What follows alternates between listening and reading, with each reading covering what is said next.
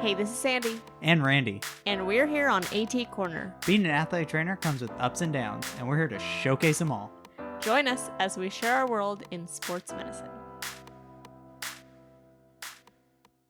Welcome back to another episode of AT Corner. For today's episode, we are doing another co-host special. Yeah, we are so lucky to tag team this episode today with Chad and Kevan. What a surprise, from Candid Athletic Training. If you guys have not heard about Chad and Kevan, I would be very surprised. You must be living under a rock. Oh, definitely living under a rock. They do things like fictional athletic trainer, where they pick a character and decide who would make a better AT, which I think is pretty fun.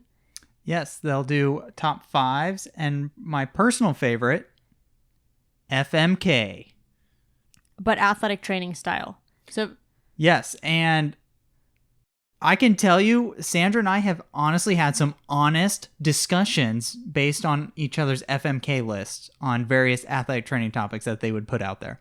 yeah, so definitely check them out if you haven't already. We're super excited. Actually, this is our first time meeting them, which, okay, now I have to fess up. I made the biggest mistake, I think, of all time on our podcast. What happened?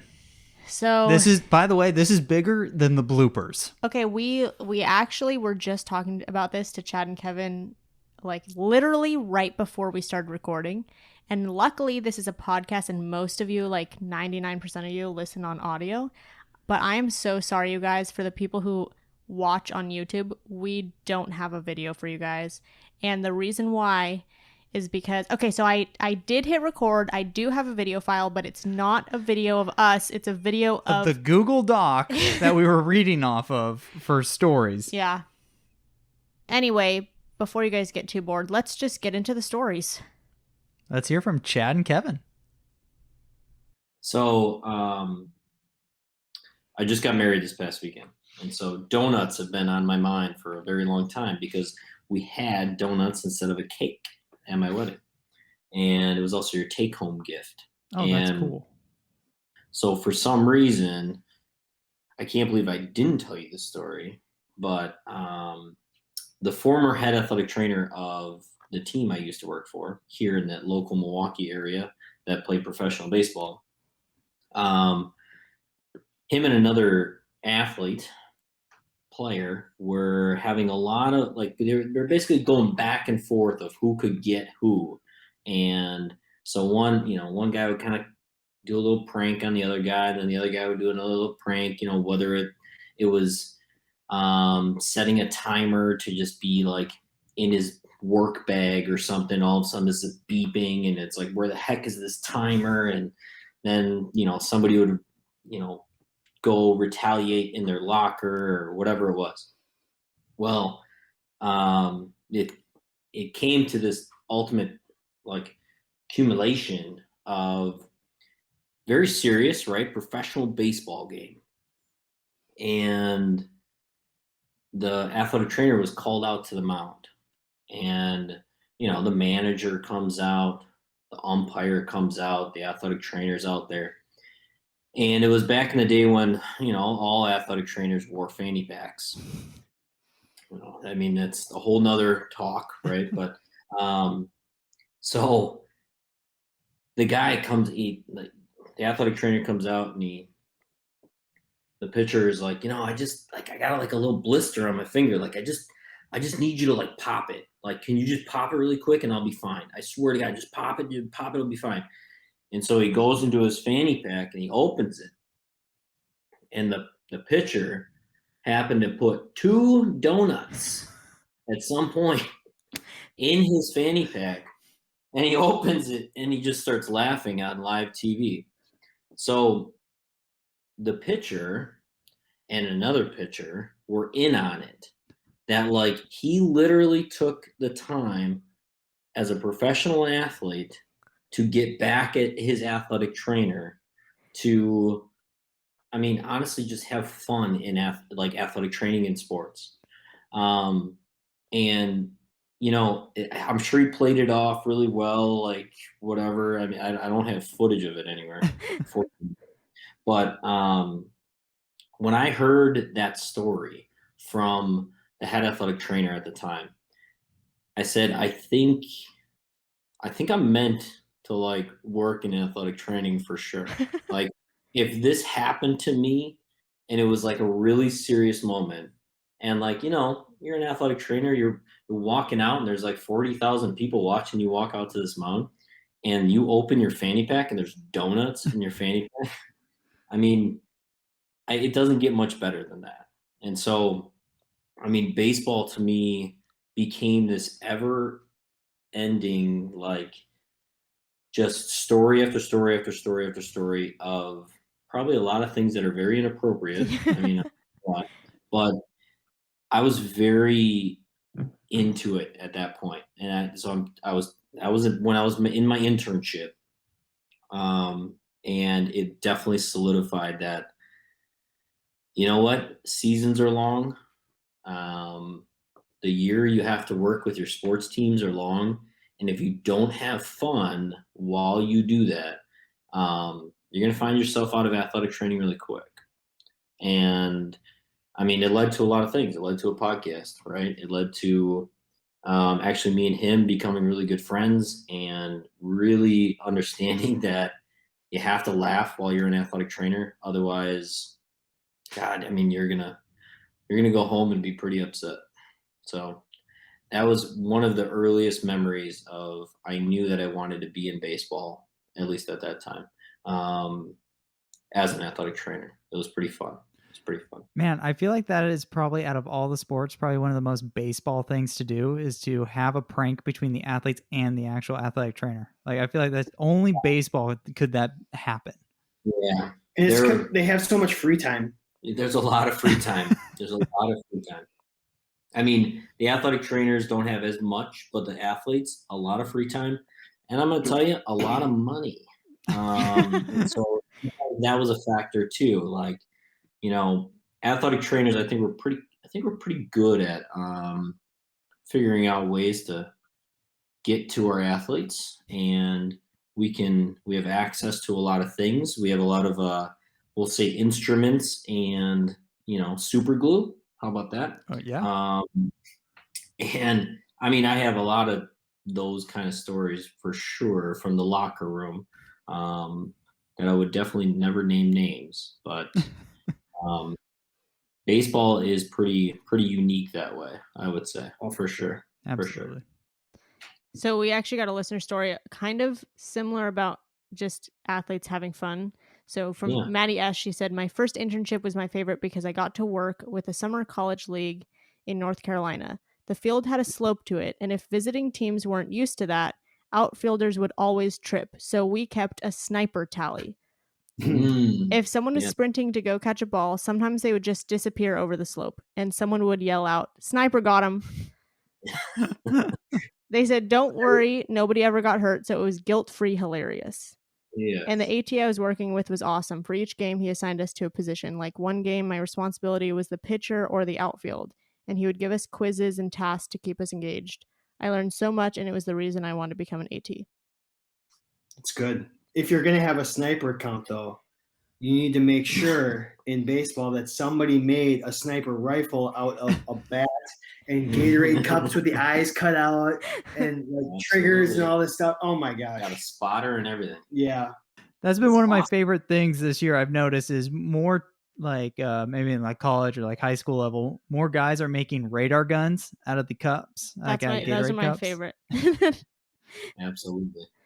And the rain delays, usually those are the really fun times. If there's like a 2-hour rain delay and then there's like some sort of battle royale dance off or skit off in between the two teams, that's usually I think for me, I don't have any fun stories like Kevin had, but it's just like the absurdity of everything we do. It's like, is this really happening? This really happens in real life? This is a thing? So I remember my first year working, and I had a fairly difficult athlete, and only because he was strange a little bit. He was nice enough, but I remember one day him coming up to me and be like, "Hey, can I get a throat massage?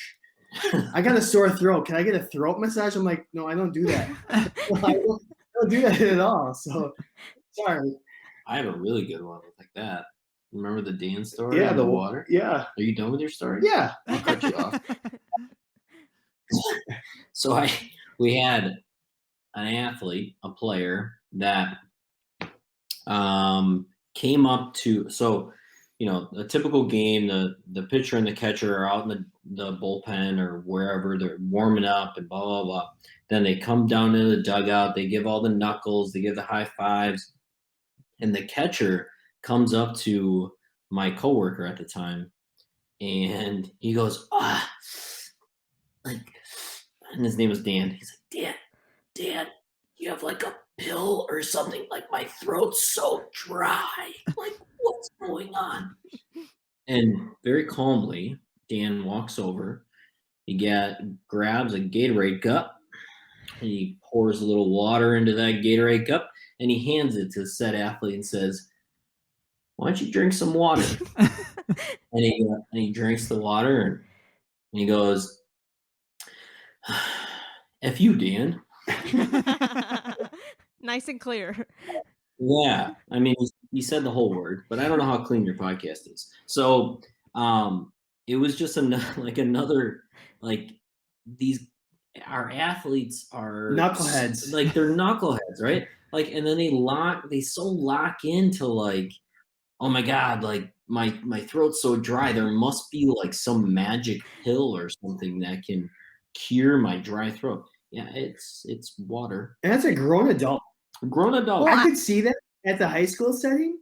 Yeah. Maybe. He was like 27. As a grown adult. Hey, I'm glad they have that much trust in you. You can fix anything. Well, I mean, that's a good point, right? You know, like how do I make something shorter? Well, you could cut it. I don't know. I mean, whatever. You know, I think knuckleheads is the very accurate word. There was one time when I was a student, I was working, I was under our preceptor for fall ball, and the athletes got access to the radios one evening when we were doing treatments in the athletic training room. It turned into, we had code names going. We had Big Red's coming in. Here we go. It was chaos. Like, it's like listening to a trucker. Oh, big time. There you go. It was a cross of trucker and Call of Duty all at the same time. Oh, sure. I think that happened the year before I started working there. The athletic trainer who covered baseball at the school I'm at, he had walkie-talkies or whatever you want to call them when they were practicing inside, and he would stay in the athletic training room and do treatments while they were like hitting or whatever. And somebody got a hold of it, and he just like started calling code red. We got a ball in a place we shouldn't have a ball, you know.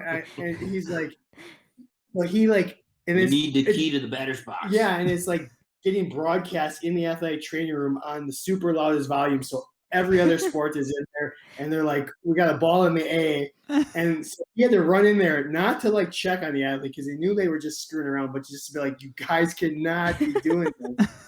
So, yeah, radio's gone wrong. Oh my God, I have a lot of radio gone wrong stories. Or just fun, classic baseball. I mean, I said key to the batter's box. I actually had an intern, and I had to roll with it, but they got my intern to actually search the entire facility and the visiting side for the left-handed curveballs. I was just about to ask if they found the left-handed curveballs too. Or like a left-handed fungo bat or something. And yeah. What was amazing is that he even I felt so bad for him, but I was like, you know what, this is just a rite of passage. I mean, like, you're gonna have to experience that. Like, you were so in tune of like, I just have to make everybody happy to like. You didn't think about what you were asked to do. You got the opposing team's manager to like, oh my God, yeah, no, we'll help you. And he gave him a whole bag of balls, and he brought it all the way to our dugout. And everybody on the team was just clapping and just like, oh my God, you saved the day, man. Like, what would we have done without you? And I let him know about 3 to 4 weeks later that Just think about it. What were they asking you to do? It was pretty great. We had an athlete, a current athlete, who when he was a freshman, we were on the road. This is, he was notorious his freshman year for like leaving everything at the field, lose a glove, lose whatever. We were flying, somewhere on the West Coast. I don't remember if we were in California or if we were in Washington. Yeah. The game finished and he had left basically everything in the dugout. So I grabbed his wallet. He left his wallet. Oh my gosh. And we got on the bus and we were like 30 minutes into the towards the airport, and he realized he didn't have his wallet and he started panicking. He's like, we have to fly. I have to have my driver's license. And so our coach convinced him that to call, he looked up the visiting team's manager, called the manager, and manager couldn't find it because we had it. After that, he hung up. He's like, hey, why don't you just call City Hall? Maybe they turned it in. Maybe and Batman was it was there. within an hour, we're like, oh my God. So he called. Then he ended up calling his grandparents who were in the area, be like, hey, I might have to stay with you. I may not be able to get on this flight. So we let it go on for 2.5 hours on the way to the airport. You're not getting on the flight. You left your wallet. So, oh my gosh. Yeah. Poor grandparents. Yeah. Did you live there? No. Dang it. Should have left. Yeah. I was gonna Shenanigans. I would say the grandparents were probably getting stoked. They're like, all right, we get to see them. I know, an extra day. Maybe. Oh man, tough. Maybe. You know, when we put out our call for stories, I was expecting, because baseball's super fun, right? I was expecting a ton of fun stories, but I feel like most air quotes. Yeah. I feel like most of the stories we got were kind of we got a lot of people getting hit by a ball. Everyone got hit by a ball. We have an ump who got hit by a pitch in the throat. So Josh M said he turned out okay, but he went down immediately. He was an older guy, so he took no chances and he went straight to urgent care. Later, I found out he had a bruised larynx as a result. He was breathing, but he was coughing a lot. Another ump took over while an assistant coach took him. I think umps are some of the most difficult. Really? To work with. Really? Yeah. I had a 3-week span when I was in the minor leagues where I had to actually take multiple umpires to the hospital and then for follow-ups for getting hit much more south than their throat. And as they should be worried if you get hit there. It's sensitive. We'll call it sensitive. But very high maintenance. Multiple text messages, multiple calls, just like, oh my God, dude, just you're gonna be okay. We're good. We're good. I think it's one of the most bizarre things about baseball. Not bizarre, but that's one of the things about baseball. I just will never understand. You're gonna get hit there if you're a catcher or an umpire at some point. And as an athletic trainer, sorry about it. I don't know exactly what you want me to do. I'll go out there and I'll give you a few seconds, tell a joke, maybe buy some time. But really, what are we? Unless there's some sort of significant swelling or trauma, we're not doing anything. No. And actually, I feel like that way about most baseball-related injuries. It's one of the things I don't understand about baseball. Or you understand it too much. Yeah, I guess. Say you have to go out to the pitcher's mound, and you're going to go out there and ask him, how does he feel? And then what are you going to do? You're going to be like, hey, do you want to throw a couple? And in what other sport would you do that? Yeah, I was going to say, that's really the only sport. Yeah, you guys brought that up in a previous episode, and I was shaking my head yeah, you don't see that. You're not going to, if you're in working basketball, you'd be like, hey, you want to get a few jump shots up? Or whatever, hey, go give me a layup real quick. Yeah. Nah, I don't think you can play. Covering soccer, you want to take a few PKs here real quick. It just doesn't happen, but we do it in baseball for some reason. It's okay. It's allowed. It's the culture. It's so bizarre. It's very interesting. I mean, I think one of the things I learned, especially when I was in the minor leagues, to go out there and you get on the mound or you get to second base or whatever it is, you have to break the tension a little bit. Like there's something about like, and maybe it's the distance that you have to go out there or the way baseball like structures like, oh, everybody time out. Like we got like, yep, athletic trainer needs to come on the field. And I can't tell you how many guys would just look at me and be like, you're not taking me out of this game. And like I would have to just break the ice with them somehow. Like, and it usually was just something stupid, some kind of inside joke or whatever it was. And then they would relax. And then all of a sudden I would actually get like the real story from like what's going on. Like, why do you suck? And then the manager told me to go out to speak to you. And he's like, no, I just suck right now. And then I'd be like, well, no, like throw a couple and like show everybody that you can throw it down the middle. That'll be good. That'll be good. But it's pretty like baseball is it's very unique with the athletic training world. Yeah. And then like you really do. It's like it's your in or out, right? And so I don't know. Or sometimes I've gotten called out there and he'd be like, hey, I forgot the sign for this.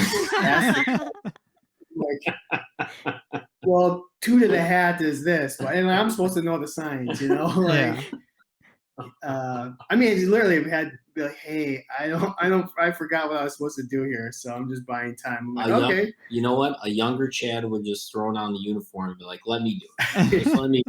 I play baseball still. Gosh, oh my god. So I like how we brought up the umpires because it kind of brings up a good question as far as, at least in Major League and Minor League, who exactly is responsible for the umpires on that kind of level? The home athletic trainer. Okay. Yeah. So I'm not gonna lie, like every home series when I was in the minor leagues, it was very like, God, just don't get hit somewhere. Like don't anything, like don't be needy. I would get like an email from a gentleman that was kind of in charge of all of the umpires in professional baseball. And he would say, oh, you know, so-and-so, just if you could just give him a hot pack or a, like, he needs, I don't know, his ankle taped because he's whatever. And so I would find time in my day to like go do that. And then in the major leagues, I would just stop. They have like a locker room, even in the minor leagues, they have a locker room. And I would just stop over, like, how you doing? Like, everything okay? Most of the time, those guys were they were more resilient in the major leagues. I think mainly because they're on TV and they're getting paid a lot more money. But yeah, home athletic trainers. And then same thing with like, I worked in the NBA a little bit. Okay. And it was the same thing. Like there were like, I was the go between. Were you when you're in your internship? Yeah. So like, it's usually probably like the NBA, like home team intern. Yeah.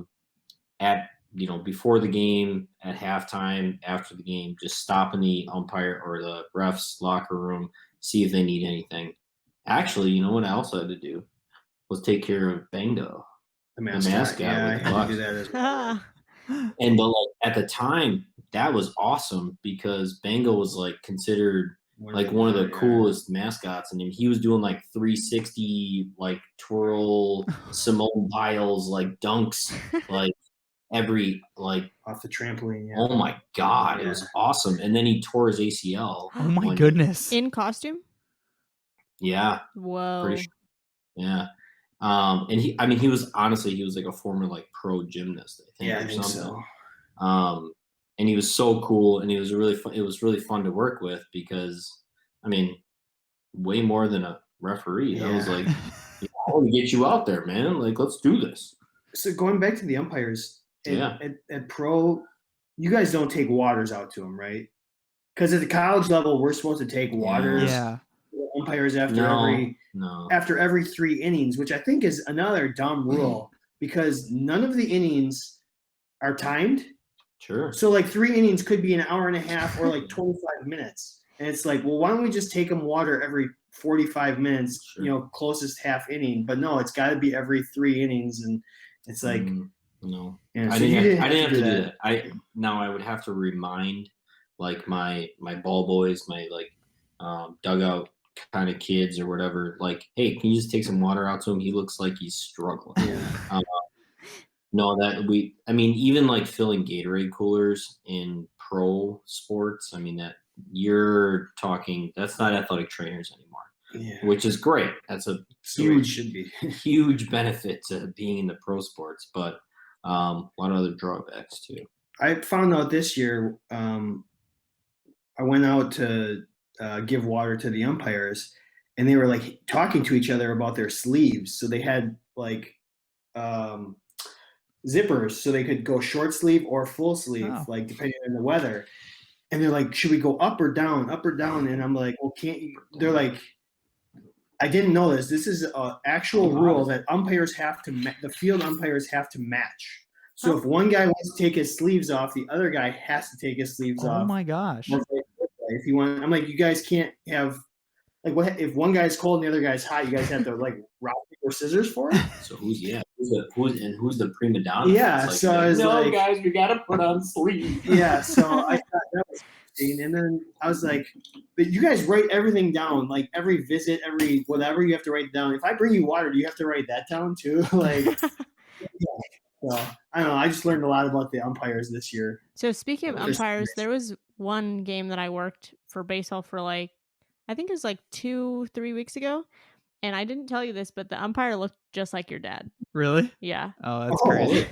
Very interesting. That's a really handsome man. Really handsome man. You know what gets me with the watering the umpires, man, is I would hate it when I'd get about halfway to the infield umpire and he weighs me off. I'm like, dude, you're taking the water. Did you drink? Did you drink it then? Or did you dump, or what did you do? I would, I'd stop, stare, and then I had to run back. I'd be like, and then slow turn, and then jog back. I would dump it. That's the difference. That's the difference between you and me. So for a while, I wouldn't bring cups. I had this is pre-COVID. I would take water bottles. Nice, because we could reuse them and whatever, more environmentally friendly. Well, I had one particular umpire that I had every year a couple times, and he would put his mouth on the tip of the bottle, and I was like, "Stop doing that! That's so gross." What I ended up doing, because I'm very petty and very like, I'm gonna get you. That bottle would get used by somebody else that would also put his mouth on the. So I just let them share, and they could become buddies. Yep. That gentleman's named Michael. Yes. Yeah. So, and somebody else. Yeah. So if you put your mouth on my bottle, that bottle got set aside, and then you're always getting the mouth on bottle. So I would have found like a lip balm that something, for some reason was made with jalapeno peppers. Yeah, something better. That's a good idea. That sounds very baseball. I will teach you. So I didn't want to be too petty. I just had to be a little petty. Just put your mouth on the bottle. It's just like courtesy. Yeah. Who taught you how to drink? Exactly. You're an adult now. We don't do that. Yeah. Maybe in baseball we need, people who will spray for you, as well, like in the NFL. I was gonna say, I think the NFL guys know someone for you. Yeah. So maybe it needs to be all sports. We'll hire that out. That, or we need in baseball like somebody to just teach people how to be adults. Yeah. Either way. All right, let's talk injuries. So KDW said, in my first year out of school, I was working a high school game. I had a player dive headfirst into home and dislocate both shoulders at once. I learned during/after that he had been subluxing all season, and he was supposed to have surgery to repair his labrum after the season in one shoulder. He all but shrugged that side, and it reduced. Man, both shoulders, huh? Yeah. Both shoulders. That was something, dislocated shoulders I was not expecting before I worked baseball and softball. And then once I started working with them more, I realized that they're actually kind of common thing, yeah. All the foosh. Yeah. and diving. God, I had more. It was like the follow through, the swing, like the huge, like one-handed like follow through. That's where I would get the like dislocations, subluxations. I don't know if I ever had. Had one. I did have one that was diving back to a base and subluxed, and then tore his labrum. And I had one actually year. finally back to pitching. To be honest, I mean, like 3 years later, is actually finally back to a normal pitcher. Yeah, I had a torn labrum this year from that, like diving to catch a ball. Oh, that's tough. He played 6 weeks with it on his throwing shoulder. It was no bueno. That is no bueno. I was gonna say, I'm sure he felt great every day. He was a 6th-year senior. He's like, I'm just gonna finish it out and we'll fix it after. I'm like, all right, let's do it. That's fair. Good for you. That's fair enough. What's the worst injury you've had? Baseball injury. Yeah. Give us one. I've only worked one baseball game, so. Oh, yeah. With his dad. Yeah, apparently with your dad. with my dad officiating this game.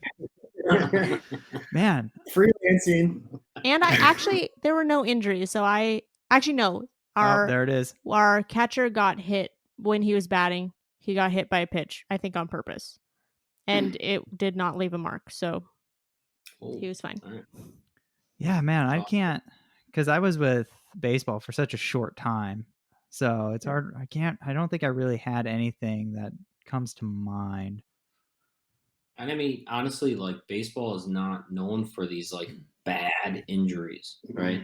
I have a few, but like, I mean, for the most part, baseball is so it's rehab Boring all the time. It's making sure guys are doing their corrective exercises all the time. I mean, everything is chronic for the most part. Yeah, right? overuse injuries. Yeah, and so it's interesting. I think I did. God, I had 3 ACL rehabs, which is actually another reason I got into baseball, is because my internship was revolved around a ACL rehab, and diving into it was just so great that and I had never actually done an ACL rehab even in college. I didn't have just luckily didn't have ACL tears when I was in college. All of a sudden, my internship, one of our top pitchers was trying to cover first and had to make a weird jump and tore his ACL. And so that led me down this path of okay, so this is what baseball is like. I like it. I really like it. And as well as donuts and fanny packs. Yeah, those PFPs will get you, man. Oh my gosh, you have no idea. Oh, for real though, the next year, you have no idea how many PFPs the team did so that nobody else would get hurt. Oh my god! It was all right, every day, hour and a half of PFPs. Yeah. For the one that happens every week. Yeah. Oh yeah, absolutely. Yeah, that's how. Me, go ahead. I was gonna say, for me, all my injuries were collisions with the outfield wall. Yeah.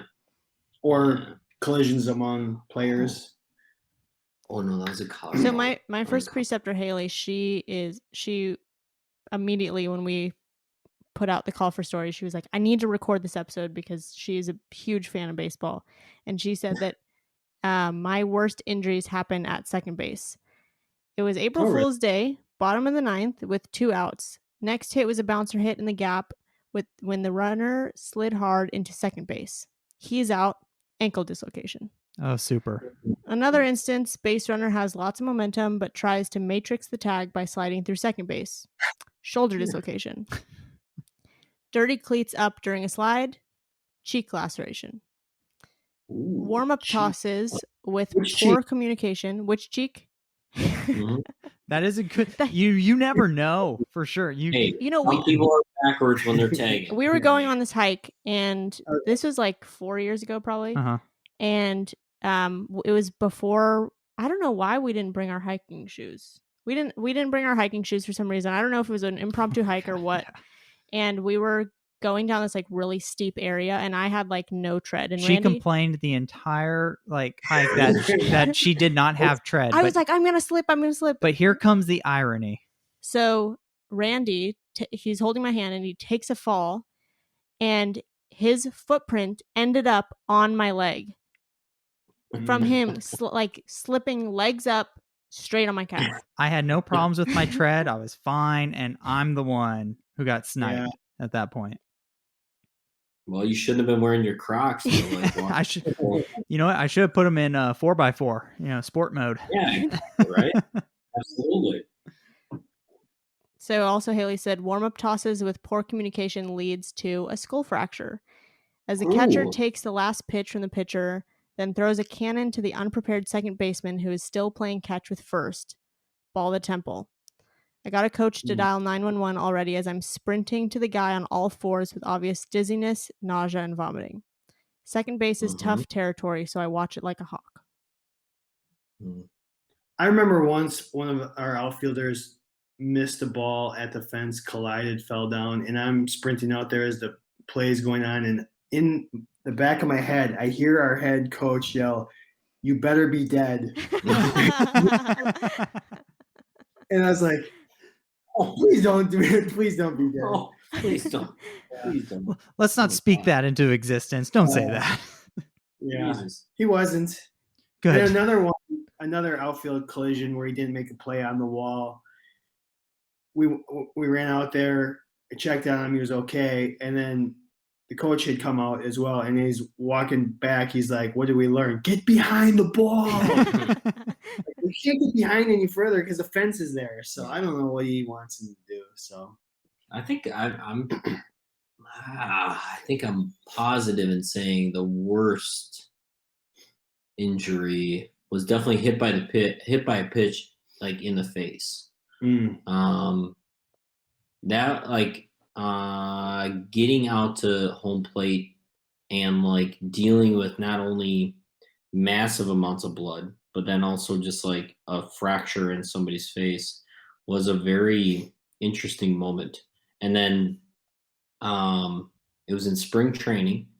So spring training is a little less, I guess, coordinated or like all-inclusive than a major league like regular season game. So if it was a major league regular season game, you would have called paramedics onto the field and then they would have taken somebody off on a stretcher. But in spring training, we had to take them off the field. And I mean, super vivid memories of actually sitting on the back of like a flatbed, cart, John Deere, whatever, with that athlete, trying to keep like my composure of like, okay, yeah, you got hit in the face pretty good, but you're going to be fine. And then like going to the hospital with the athlete, and then seeing him go through the rehab of something like that, where like everything else in his body was fine, right? But as he started getting back to activity, he was having like crazy amount of headaches and just pain and things like that. Something that like athletic trainers just aren't really ready for, right? So, your blood pressure is increasing because you're doing activity, right? It's not like, oh, your shoulder hurts, and so like, why is your shoulder hurt? Like, let's take you through these tests, and well, these certain exercises always help this, and this we need to do this. Like, it was kind of wild to take somebody through a rehab for getting hit in the face. It was really crazy. Yeah, that is interesting. At the same time, I maybe it was just so traumatic, but never had a more grateful human for getting through a rehab, and that it was pretty great to see him succeed later. But that was probably just off the top of my head, probably the worst one I had, for sure. That's literally where my brain goes when I think about working baseball, is getting hit in the face with a ball. And so I have successfully avoided working baseball up until this point. Also, I'm allergic to sunflower seeds, so. Oh, tough. All right, that's very tough. That's very tough. Although we always had pumpkin seeds too. Oh, so really? Seeds, yeah. See, I preferred the pumpkin seeds. it's a psychological thing too because I'm not allergic to pumpkin seeds, but eating pumpkin seeds makes me feel like I'm eating sunflower seeds, and no, I'll break out in hives and start vomiting. Yeah, so I've had to cut down on my sunflower seed intake because, like, if I work softball, I used to eat sunflower seeds as well. And there was this one game that I was covering. I had sunflower seeds, but I knew she was allergic, so I was like, all right, I'll stop right before the game, kind of right, fourth inning, fifth inning, I'll stop. And then I switched to, like, I rinsed my mouth out. I had some Gatorade. I had a soda. I rinsed my mouth out again. And then I came home. I shouldn't have said anything. This was my fault. I said, hey, just to let you know, I had sunflower seeds earlier, but I think we're like, I think there's no more particles in my mouth. We should be good. And then I kissed her, and then she's like, so I don't know if it's mental, but I feel like my tongue's itchy. I'm like, oh no. My face is exploding. It was Hitch. You were Will Smith and Hitch for a second. Yep, exactly. So what flavor were the sunflower seeds? I'm always a big fan of barbecue. I'm a big barbecue guy. Okay. What's your guys' go-to? What are you rocking? Dude, I always had to switch. Yeah, if I didn't switch, it was like I'm gonna get sick of something. Yeah, barbecue's fine. Nacho, ranch. I've been big on kettle roast. Ooh. Yeah, kettle roast is really good. Yeah. A lot less salty. Yeah, like a good hard shell that you can break every time. I just stay away from pickle. Really? Yes. Yeah, I'm not. I don't think we've ever talked about this. I think we did on the show once. Oh. Yeah. You guys remember? Because I don't remember. Yeah. I don't remember this. Mm-mm. A pickle for me is okay every now and then. Like if I do it too much, I'm kind of like I'm over the dill pickle. But every now and then, I'm like it's different. I'll rock it. Can't do it. I can't weigh in on this topic. I like pickles. So I mean, they got some really fun flavors now, like taco, supreme, and all sorts of Extra really sour cream. crazy. Yeah.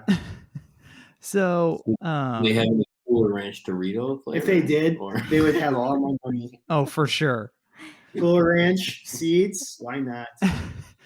You know what? And so, like, to calm your nerves about like covering a baseball game, I've also had to run out to home plate when I thought I was gonna have to take somebody to the hospital, but he was like, it didn't even hit me in the face. It hit me in like the helmet, and I'm just off. So things happen. Well, I had somebody who legitimately got hit in the face, and this is my first year, and I went out there, and he's like, "You're not taking me out of the game." I'm like, well, let me do some tests, and we ran through everything, and he was fine. Like there were no symptoms of anything. He went to first base, stole second base, and then he scored on like a ground ball up through the middle, and there was a play at the plate, so he had to head first slide at the plate, and he was safe, and he like was super excited, and he came down, and he sat on the bench next to me, and he just sat down, and he went, "Whoa, that was a rush." This is my first year. I'm like, oh my God, am I doing everything right here? And so then the next day he came up and he was completely swollen, but there was no fracture. There was no anything other than he swelled up. I was like, oh my gosh. Yeah. He's like, you're not taking me out. I'm playing. I don't care. And I was like, well, I don't have any reason to take you out, but yeah, I'm sorry you got hit by a 90-mile-per-hour pitch. So I have I have that similar story actually. Like I had an athlete, one of my favorite athletes of all time, get hit square. I have a picture of it signed from him because he got hit, square in the cheek. And he literally went to a knee for like 1 second. He stood back up and he just walked to first base. And our head athletic trainer at the time went out there and he was like, okay, you're gonna come out of the game. Like you just got hit in the face. And he's like, I'm literally fine. And from then on, his reputation was like, apparently you are like made like, okay, so you're Wolverine. Yeah, like, seriously. Where's the adamantium like in your bones? Like this is kind of wild. And I mean, I don't know, like there's such a spectrum of what can happen in a given situation, right? And I think obviously that's athletic training. Yeah, and right? I was just gonna say it's just not baseball. Like you can see the most gruesome looking incident, and it's so benign, and then or the stupidest little thing, and there's a huge injury, and it's like, okay, this doesn't make any sense, but it is what it is. So, So the thing that gets me is well, my favorite to work is football. So the whole time I'm on my toes, like something's going to happen. But with baseball, I feel like you're relaxed, nothing's going to happen. And then that's when something happens. Yeah. I mean, go for it. You were going to say something. I just think baseball after a while is incredible. I mean, I grew up, I loved baseball, played baseball for a long time, but it is boring. There's so much downtime. Yeah. Why do we have a pregame that's longer than the actual game? Seriously. It's like Absolutely. those kind of things, and you're like, there's going to be an issue. And to be honest, it's like how many games in a season, and 50 some games, and maybe you're going out onto the field for maybe for me in the college season, 50 to 55 games, and I went out there maybe 5 times. Yeah. It's like, well, maybe I shouldn't even have to go to the games. We'll be fine. I don't know. I mean, I know I can't, but and then there's other times where there's a flurry or a rash of things. So, yeah. And I mean, I left baseball more for like it was like the lifestyle. I mean, it was the I mean, being in pro baseball was your life didn't exist other than the schedule of that like sport or of baseball. That was the biggest reason. But I would actually argue, and any athlete that was around me or like my interns, I was always on like my toes. But this is what I loved about baseball is that in football, you're always on edge. Like you're constantly on edge, right? Because there's a car accident every freaking play. Yeah, right? yeah. That's the best part about it. No, it's not. You got to stay on edge. Well, You don't. it's the worst thing about it. Yeah, exactly. Absolutely the worst thing about it. And I think like we've talked about it multiple times. Like I think my least favorite sport I would want to cover is football. Oh yeah. And I think it's because there's not just one thing happening. And now, the one thing that happens in baseball is the fastest thing that happens like in our sports, right? So there's this 90 to 100 mile pitch that gets thrown, and then like it might get hit and get absolutely plummeted right back at the pitcher, and everything is so fast. But everything in between is so freaking boring and slow. And so that's why I actually kind of enjoyed the game as an athletic trainer, because it gave me a chance to interact with my athletes in the dugout. It gave me a chance to be like heightened for a second, but then and then heightened and then like, and I just worked better that way. And then I would have certain athletes that were just like, they were always known to be injured or whatever. And I would be pacing the dugout, and my athletes would be like, "Hey, Kev, you could sit down," or like, "Hey, have some sunflower seeds. Your wife's not allergic to them." But yeah, like there's the little known thing about baseball is that if you're a fan, everything's slow. But when you're an athletic trainer, every moment in that game is the fastest thing that you've seen. And so it's kind of, that's where it really actually like grabbed my attention, other than like the rehab side. But everything else, boring as hell. Yeah. And why are we taking so many swings at batting practice? So much downtime, so much to talk about. All the Marvel stuff and Star Wars stuff. There you go. Come up with the most bizarre random scenarios and try and figure them out while the game's going on. I don't know. Yeah, absolutely. And that actually is the fun part, is how much you can bond with a baseball athlete because most of them aren't doing anything. Where you can bond with your football athletes because they're playing. Yeah. So And like the only baseball player and in a game that you don't immediately like go to or like interact with is the starting pitcher. Yeah. Right. The catcher's usually pretty And busy for most of the game too. I just had good catchers. Yeah. They were idiots. So I take it They you were- guys set up in the dugout. We asked if people set up in the dugout or not in the dugout. I feel like most people said in the dugout, but there were a fair amount of people who said they set out outside. I would guess most Mhm. high school athletic trainers are outside the dugout. Yeah. If I could get outside the dugout, I would probably prefer it, but that's not always the case. And I'd be the opposite. I No, would not I- want to be out of it. I want to be in the dugout. It depends. Like to me, hanging on a rail and actually having a conversation with the kid was like one of the best things about being an athletic trainer in baseball. well, But you're a lot older than I am. no, in the college setting, the dugouts are smaller, so you're stuck 3 layers behind. You're That's like looking around and under and through legs, and you're trying to be like, I can see this much of the batter. That's good enough. So I think it kind of depends on the size of the dugout and how many players are allowed in the dugout and stuff like that. So That's true. I think otherwise, I like to be away from the coaches on the farther end and the far end of the dugout, but that's where I would usually be. The drawback within the dugout is it can also be a dangerous place. Oh yeah. Yes.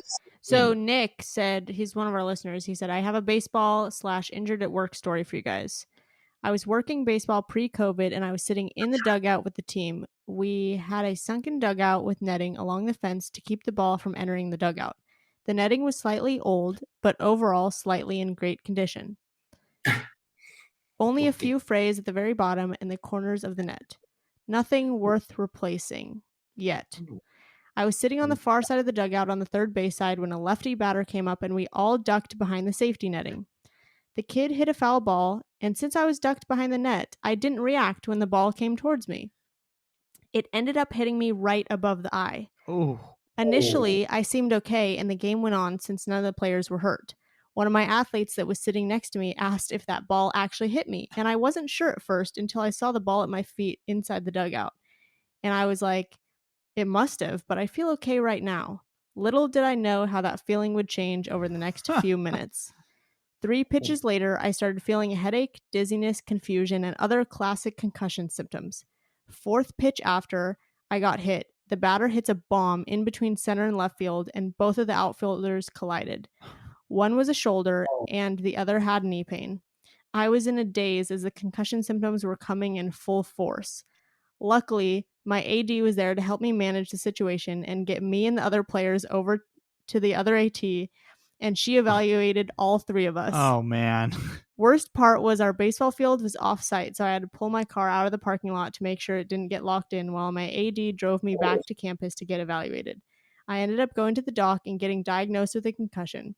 I did my return to work protocol, and as I was about to come back to school, they told me not to bother because they were going to shut down the school for 2 weeks because of COVID.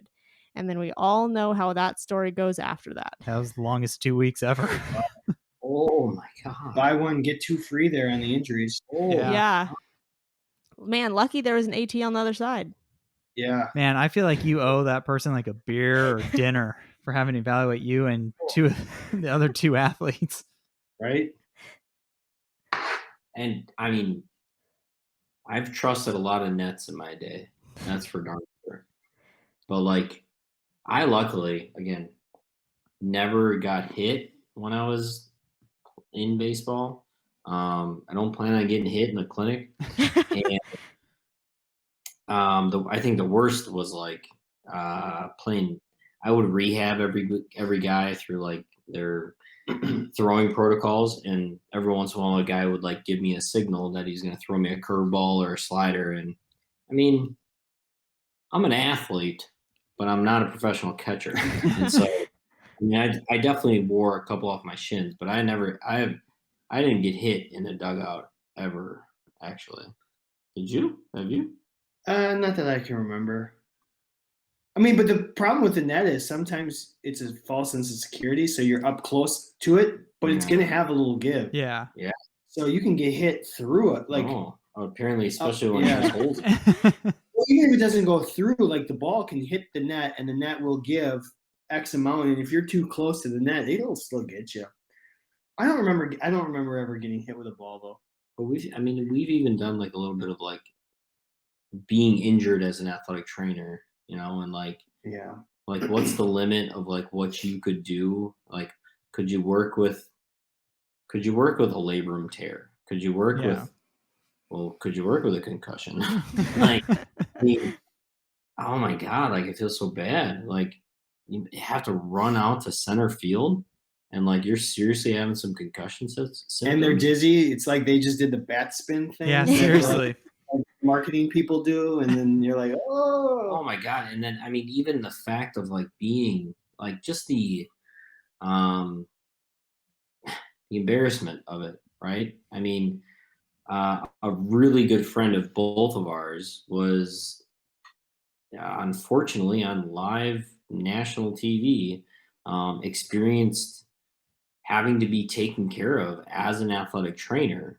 And he, more than anything, I mean, so you get all these messages of, I hope you're okay, and blah, blah, blah. And I mean, he's like, I'm fine. Yeah. Like, I'm really fine, because he was so embarrassed that like he had to be taken care of, and he's supposed to be the one that's being taking care of everybody else. And I think we all live our lives like that all the time, right? And gosh, it's a tough thing to experience as an athletic trainer. Yeah, absolutely. Have you guys ever gotten to throw out a pitch? Like the first pitch? Mm-mm. So No. One of our listeners said one of her favorite parts of baseball was getting to throw out the last pitch. I Sure. thought that was pretty unique. Yeah, that's pretty cool. That's really cool. That's a kind of a cool recognition. Yeah, for definitely. Work done. Yeah, that'd be neat. I will say in pro ball, like in the minor leagues, the last game of the season, if your team is completely out of the playoff picture, like it's a very like, all right, everybody's playing that like normally doesn't play. I mean, all the above. And I know many an athletic trainer that got to coach third base. Oh my gosh. Yeah. And it was kind of like it was a little bit of a tradition, I think, with some older managers and like full uniform. I mean, you're sending guys. I mean, all the above. You're given the signs and stuff like that, and then they don't mean anything. But if you were Chad, it would have been fine. You would have given the signs just fine. That reminds me of the story covering a weekend. My coaches bet me that I couldn't wear catcher's gear for 48 hours while working as an athletic trainer. And so I did. Full catcher gear for 48 hours straight. With mask, right? With mask. I got to take that helmet and mask off for 8 hours each night to sleep. Oh my gosh. Was it the old school catcher's mask or like the hockey style one? I went with the old school one. Nice. Was it worth it? What'd you get? $200. Oh my gosh. I feel like it's worth it. Well, I don't know. Totally not worth it. I was expecting just pride and recognition or something. Well, they gave me $200. I will say it was felt worth a story on a podcast. Yeah.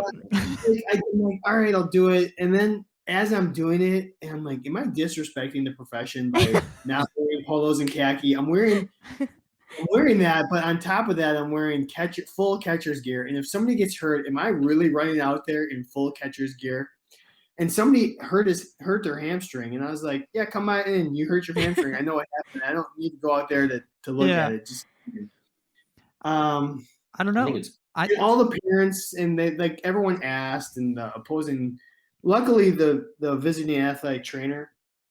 Actually, I was on the road, and I knew the athletic trainer very, very well. He was nice. A former student of mine, and he knew how our coaches were, and he's like, "Yeah, no, that's great. Do it, man. This will be great." So I made it through the weekend. I would never do it again. I was gonna say, been there, done that. forgot about that story. I was gonna say, if you run out there, you could have did the whole like catcher, throw the mask, and like run out there like a foul ball. Yeah. Oh, the hard part was like it was fun going into the restaurants and stuff when you're on the road. It's like when you're just sitting in the hotel doing nothing and you're still doing it. That was like the drag. You're like, oh my god, how many more hours do I have to do this? Well, and he was also honest that he was in a hotel room still wearing catcher's gear. Yeah. Most people would have taken some stuff off and be like, yeah, I had it on. Yeah. I swear to God. So. Did you shower in it? No, that was part of the 8 hours Oh, each night. When I slept and showered, So you only got 6.5 hours because you take really long showers? That was probably the craziest thing I've ever done. That's very interesting. That's crazy. So Alyson S said she loves her favorite part of baseball is the playoff beards and mullet designs. All our baseball players right now, some of them have bleached blonde hair. Oh, of course. Yeah. Mm-hmm. We would do a freshman haircut thing usually. Oh, really? Get real crazy, weirdo haircuts. Yeah. We had a lot of like long hair, don't care like things. A few playoff beards. Nothing really other than that. Yeah. Yeah. We didn't make the playoffs a lot. Didn't need to worry about it. Same here. Yeah. Couple times. So it sounds like you're the good luck charm. Yes, I am. Irish and everything. So Christina F said her one of her favorite parts of baseball was watching her team come back from a 17-run deficit to win the game 2018. No. To this day, I struggle to process what happened. Our coaches were pretty livid at first and then flipped a switch when we came back. I didn't even think to look at the other team and the coaches because I was still in shock that we came back to win the game with 17 runs. It was also a conference championship game, so there was an extra amount of celebrating going on. At the end of the game, the entire staff just kind of looked at each other because we all really couldn't process what we just witnessed. Oh my God. Yeah, that one would be a B-town. Oh, yeah. All right, conference championship. Sure. I mean, all right.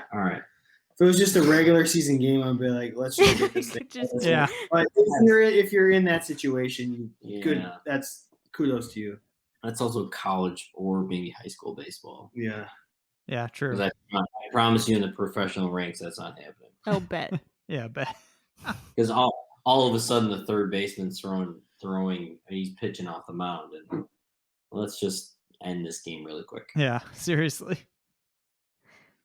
We all got to go to bed and wake up and do this again. So I was gonna say, I think even the umpire is in agreement. Like, let's just get out of here. 17-0. I'd be very curious how long that game lasted. Oh, for sure. Oh, yeah. I didn't ask. I should have asked. So what's your guys' longest time wise? The one that comes to mind first was, I think it was 6 hours. Ooh. Oh my gosh. No, that might not be right. Actually, it might be right. It went into 18 innings. Ooh. And the problem was it was Sunday getaway day. Oh. So it was like we still had to get on the bus and travel home. I remember I think it was like 0-0. So it must have been going fairly fast, though. Yeah. Mm-hmm. And then all of a sudden, in extra innings, we score, they score, they score, we score. Oh, yeah. And I was like, all right. And then we won in the 18th inning. So it was crazy. Yeah, that's two. I know that's the longest amount of innings. I guess time-wise, I assume it is. But that's two for the price of one. It was a doubleheader. Yeah, seriously. I got one better. Definitely major leagues, 18 innings. Oh. I actually had it a couple times. And then in the minor leagues, and I don't know if they're still doing it this year. I know they did it last year with the shortened major league season, but they would. They're still doing it. Are they? The California rule. So start not only with second base. start with second, but in the minor leagues, if you have a double header, so like if a game gets canceled because of weather, the next day you play a double header. But when you're playing a double header, they're 2 7-inning games. Mm. I had back-to-back, so double header, back-to-back 10-inning games. So I had 20 innings in one day. Oh my gosh. But separated between 2 games. Now I will say that rule of having the runner at second in the minor leagues was like, thank God, because it would make a 15-inning game probably only last 11. Yeah. Like, it was so great. Oh, now nice. I will say, not actually physically the longest game or the most amount of innings, but what comes to mind is I remember being in New York and it was like 100% thunderstorms all day. And then it turned into a light drizzle that just delayed the game. And it just delayed the game a little bit more. Oh no, we got a window. And so we're going to play. They started the game and we played like 3 innings. Oh, here comes the rain again. All right, we're going to like stop for half an hour, 45 minutes, whatever it was. And it happened like 3 times in the game. Oh no. And it was like, so it was just this nonstop, like, that was like mentally the longest game of my life, because not only did we all walk into the building that day being like, we're going to go home in like an hour.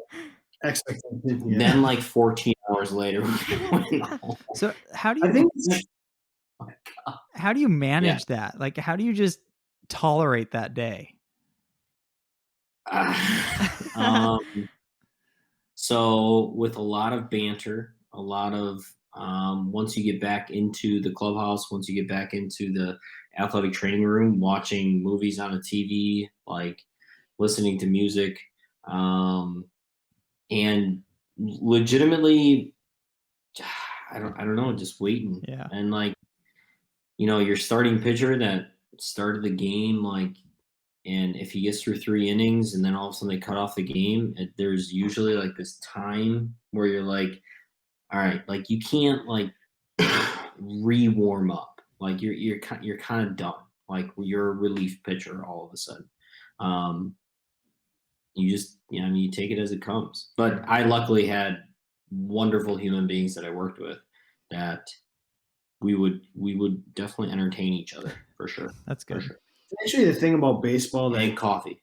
it's the only thing that baseball really gets right is they're the only sport that recognizes when it's raining. It's like, you know what? Nobody wants to be here. Let's maybe try tomorrow. Where like the other sports are like, no, we can get through this as long as it's not lightning. Well, people will stand out here and do this, like soccer and football and all those other sports. It's like, no, everyone's miserable. Let's just pack it up. Try again tomorrow. Yeah. Agreed. I think that's fair. Yeah, kneeling in the rain is just horrible. The worst feeling. Oh. Wet socks and We had this. We were hosting a track meet, so naturally I had to be there all day. I was in the rain for 14 hours. Oh, It was the worst. My hat was soaked. It soaked through my jacket, my polo. It was terrible. your ego is so Yes. Oh, big time. And like the best thing is like or the worst thing, I should say, not the best thing. Like once you get to a certain stage of wet, it's like, all right, everything's done. I don't care. It doesn't Like, matter. yeah, It doesn't matter my anymore. throat's wet, my hand's wet, I'm wet. Like you tried so long, you wore your rain gear, you tried to protect your shoes so you didn't get your socks wet. Nope, I'm wet. Yep. Just wet. And I can't wait to go home. Yep. Do you have any other stories? No, I think this was perfect. All right, you guys, plug your podcast. check us out, Candid Athletic Training. Any podcast app you might have, Spotify, Apple Podcasts, Stitcher, iHeartRadio, any of them, we're there. Find us on social media, Candid_ATC. Check out our website, www.candidathletictraining.com. And honestly, we can't thank you guys enough for having us on. One of our favorite things is to be on it, like to just promote each other as athletic training podcasts. There needs to be more fun Athletic Training Podcast. So let's do this. So please check us out, Candid Athletic Training. We appreciate you. Yeah, I'd be very surprised if we have any listeners who haven't already listened to you guys. So Seriously. Well, I would be. I totally would be. yeah, there's so many out there that don't know about the Yeah. podcast in general. So Legitimately, there's more people than we all think out Yeah. there. I mean, NATA always talks about how there's 45,000 or 50,000 athletic trainers just as NATA members. Like, I mean, I'll tell you what, we're not doing 50,000 downloads. Yep. Yeah. So, I mean, there's more people to reach. And so, I mean, it's great. It's so great. So after listening to those stories and getting insight from Chad and Kevan about just working in the baseball world, I think I could sum it up with, there's a lot of shenanigans. I think we confirmed that I'm okay with the amount of baseball that I worked. I don't need to work anymore. Are you sure? Hey, it sounds super fun. Like, I work with the guys. The guys are super fun, but I'm okay it not being my main sport. Every time I hear the stories, I'm like, oh man, that would be fun again. But then I realize it is a grind. Baseball's a grind. Yeah. I think I'm going to try to stay away from those face fractures. And There were definitely a lot of baseballs to the face. yeah, we actually got another one that we're going to save for another episode. Actually, we have another few that we're going to save for other episodes. Yeah, so don't worry. We did not forget about you guys. I also put up on our Instagram stories asking for what is a must in your kit for working baseball. So I'm going to go ahead and take those and put those in our Facebook group. We also got someone who submitted some great blister care. So I'm going to put that in our Facebook group. We're also going to put another question of a week in our Facebook group. So if you haven't already joined our Facebook group, go over to facebook.com/group/atcornerpodcast and join our AT Corner community Facebook group. It sounds like there's a lot in that group. It sounds like there is. And we are not the only ones who post, guys. You can post anything that you would like about athletic training. So make sure that you go and network with other athletic trainers and other listeners of the show. You know what? The first thing I thought of when you said essentials for your kit for like baseball, the only thing I can think of is the amount of dirt that somehow gets in there. And I feel like that becomes essential because it just ends up being there anyways. Well, it makes sense because when you get injured, you just rub some dirt in it. I feel like it's a medical necessity. There you go. That's true. Because I feel like every baseball athletic trainer that I have met after working like a season or so, their kit always just looks like a baseball kit. It does. So anyway, if you guys are new, we do every other episode as education or stories. This was obviously a story episode. So next week we're going back to our education. And Randy, do you have anything else to add? Nope, that's perfect. Thank you for helping us showcase athletic training behind the tape. Bye.